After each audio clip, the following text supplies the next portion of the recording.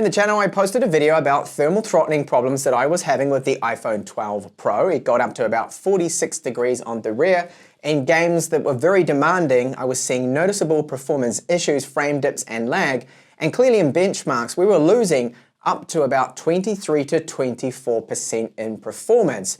I have with me now the iPhone 12 Pro Max, and because it's a larger phone, it should dissipate that heat better. And in this particular video, I'm going to find out after the same test, basically 1 hour of gaming and then some benchmarks, is it going to throttle as much as the 12 Pro? And is this a very good reason to go for the larger version if you intend to game and, well, get that maximum performance?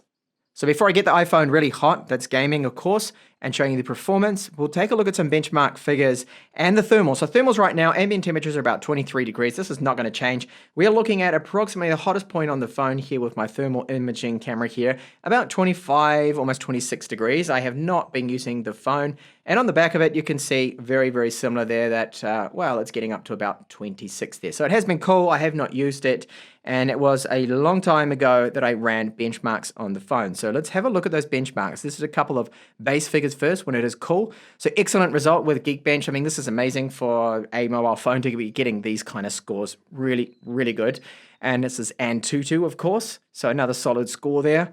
And here we have the wildlife stress test. This is one I'm going to be focusing on. A lot of people asked for this. So we ended up losing performance down about 8% after running this for 20 minutes with all those different runs. And that is actually excellent. That is very, very good. So what I saw on the iPhone 12 Pro model was the performance would drop down to 23% approximately, and even as high as 50% due to the thermals. It was definitely throttling, and this has barely throttling here as well. So now let's get into a bit of gameplay. So I'm going to be running Genshin Impact. Why this game?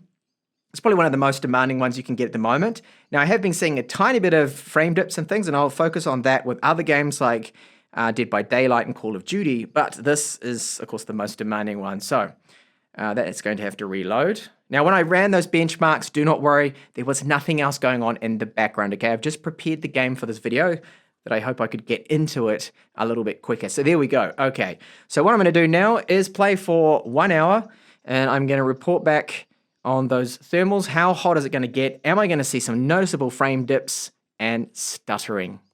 And just to confirm the time before I start gaming, so it is 4:14 here on my phone and right here on my smartwatch, also 4:14, so approximately 1 hour of gameplay. Let's see how hot it gets. How's the gameplay been? Well, it's actually been a lot smoother. I find so much more smoother than the 12 Pro Max. I have not seen any of those terrible frame dips. A couple of very minor little dips, and that is going to happen really on any device. So it's good to see that it seems with the Max here, problem solved of the performance issues. So I'm going to exit out of this particular game here. It has been now well over an hour. Well, almost coming up to 2 minutes. It's going to be an hour. So let's get out of the game and we'll jump into our benchmarks here. So the device is warm because I've been using it. It's like, just imagine you've been using it nonstop for 1 hour.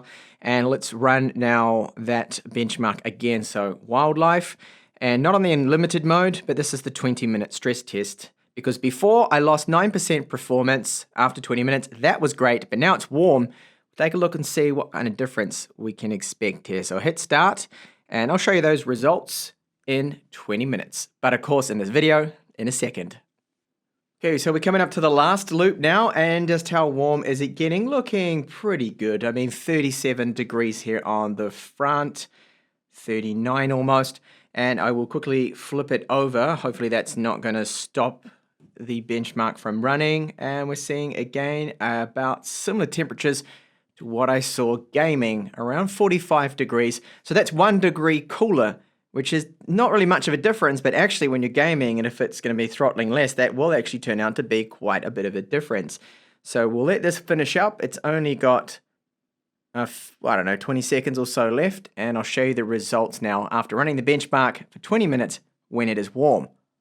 So there we go, it has finished up now, and we are looking at only about 14.5% performance dip now compared to the iPhone 12 Pro, which for me dropped down 23% in performance. So that's a big difference, 15 almost percent compared to about 23%. So I'll get out of this, and I want to run one last test and that is Antutu. Just go through it again. Now with the device being a little warm, so the phone, of course, heated up. It's been running non-stop. Run this again, and we'll check on the performance dip. It's going to be less than, of course, the original score. So it's gone down quite a bit from about, 630,000 points now to 550,000 points, if you trust, of course, the Antutu scores. But even so, this is still a lot better than what I was seeing on the iPhone 12 Pro. So it's clear to me, and you saw from those results, this is the phone to get. If gaming performance matters to you, you don't want to see as many frame dips or possible issues that I did with the smaller 12 Pro, then go, of course, for the larger Max version. It still does get hot, as I showed you, that heat is building up, but that's normal. All devices do that. Remember, these are passively cooled phones, and this has a very potent chip in there, and there's no thermal transfer pipes to get that heat away from the chipset, sadly. I hope in the next Apple phone they release and the next iPhone, they do add that, and then we can have more sustained long-term performance. For short bursts, the A14 is absolutely fantastic, and even when it throttled, it still offers amazing performance there according to those figures. Now, what about the battery? It's going to be a little bit longer than the 12 Pro, and the other thing too, with those thermals throttling down to just 9% versus the 23% I was seeing, clearly this is the one to get if performance really does matter to you. You're going to be editing a lot of video, or you just want a fast phone for when you're pushing it really hard for demanding use. Go for the Max. Don't go for the 12 Pro. Thank you so much for watching this video. I do have more iPhone 12 Pro content and iPhone 12 Pro Max content there. If you're interested in that, then please do check it out. And I do hope to see you back in the next video. Bye for now.